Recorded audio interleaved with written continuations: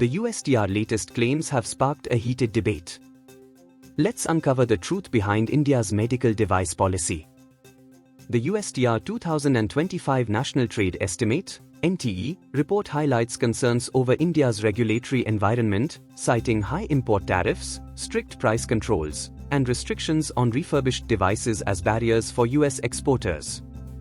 India's medical device policy aims to reduce dependence on imported devices and boost local manufacturing capabilities.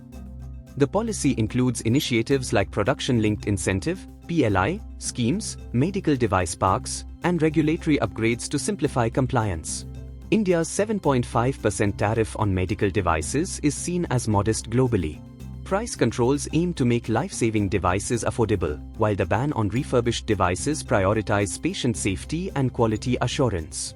The USTR's portrayal of India's medical device market as protectionist overlooks the country's efforts to meet the healthcare needs of over a billion people. India's policy aims to build a fair, accessible, and resilient healthcare infrastructure. Follow our MEDEToday channel for more updates and engaging content like this.